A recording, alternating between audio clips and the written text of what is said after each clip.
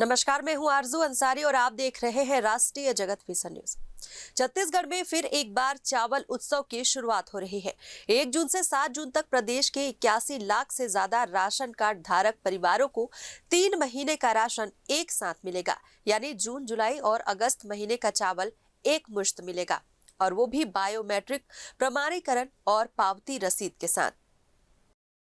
प्रदेश के 13,928 उचित मूल्य की दुकानों में चावलों का आवंटन जारी किया जा चुका है। डीलरों को सख्त हिदायत दी गई है कि वे स्टॉक तैयार रखें ताकि कहीं भी राशन वितरण में कोई रुकावट न आए। खास तौर पर ग्रामीण और दूरस्थ इलाकों में समय पर खाद्यान्न पहुंचे, इस पूरे आयोजन का यही मकसद है।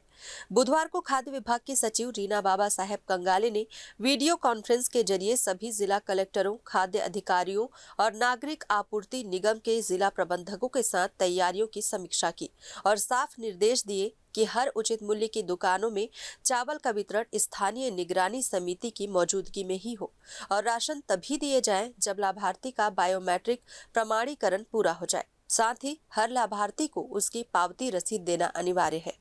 दरअसल छत्तीसगढ़ में प्री मानसून की एंट्री हो चुकी है और मानसून मौसम में कई ऐसे जिले और दूरांचल के गांव भी हैं जहां मानसून के पानी की वजह से आम लोगों को राशन की किल्लत से जूझना पड़ता है, जिसे देखते हुए छत्तीसगढ़ की शायद सरकार ने 1 जून से 7 जून तक छत्तीसगढ़ में चावल उत्सव मनाने का ऐलान किया है। इस चावल उत्सव का मकसद ताकि मानसून के मौसम में लोगों को चावल की किल्लत से जूझना न पड़े।